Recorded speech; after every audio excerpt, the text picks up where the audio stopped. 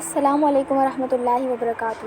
نحمدہ و نصلی علی رسولہ الکریم، اما بعد، فاعوذ باللہ من الشیطان الرجیم، بسم اللہ الرحمن الرحیم۔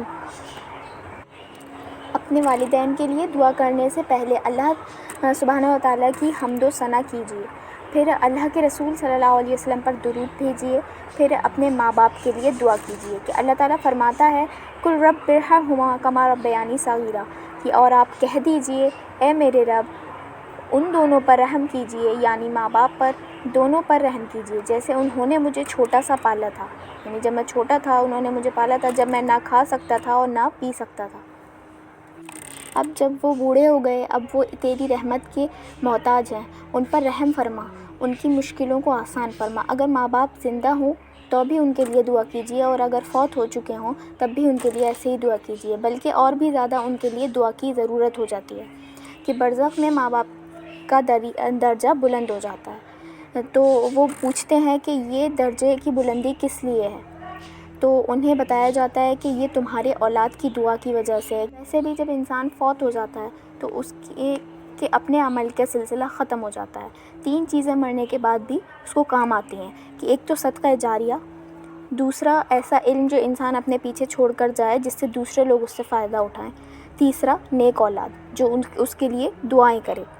بچوں کی دعا اپنے والدین کے حق میں قبول ہوتی ہے۔ نوح علیہ السلام کی دعا ہے کہ رب اغفر لی ولوالدی ومن دخل بیتی مؤمنا وبالمؤمنین والمؤمنات، کہ اے میرے پروردگار مجھے بخش دے اور میرے والدین کو بخش دے، اور ہر اس شخص کو جو میرے گھر میں مومنین کی حیثیت سے داخل ہوا ہو ان سب کو بخش دے۔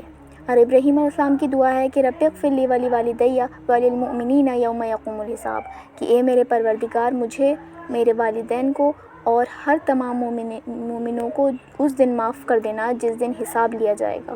والدین کے لیے احسان کرنا اس لیے ضروری ہے کہ ہم ان کا حق نہیں ادا کر سکتے۔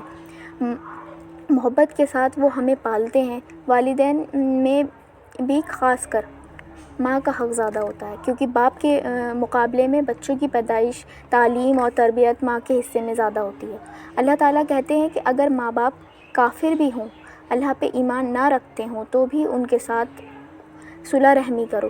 قرآن شریف میں اللہ کا حکم ہے کہ وہ تجھ پہ دباؤ ڈالیں کہ تو میرے ساتھ کسی ایسی چیز کو شریک بنائے جس کا تجھے کچھ علم نہیں، مطلب اللہ تعالیٰ کے علاوہ کسی دوسرے چیز کے ساتھ شریک کریں، شرک کریں، تو تم ان کا کہنا نہ ماننا، لیکن دنیا کی باتوں میں ان کے ساتھ بھلائی کا سلوک کرنا۔ حضرت عبداللہ بن مسعود کہتے ہیں کہ ایک شخص نے آپ صلی اللہ علیہ وسلم سے پوچھا کہ کون سا عمل سب سے افضل ہے، تو آپ صلی اللہ علیہ وسلم نے فرمایا وقت پہ نماز پڑھنا، والدین کے ساتھ حسن سلوک کرنا، نیکی کرنا، اور اللہ تعالیٰ کے راستے میں جہاد کرنا۔ یعنی سب سے پہلے نماز پڑھنا، اس کے بعد دوسرے نمبر پہ جو ہے وہ ہے ماں باپ کا حق ادا کرنا، اور تیسرا اللہ کے راستے میں جہاد کرنا۔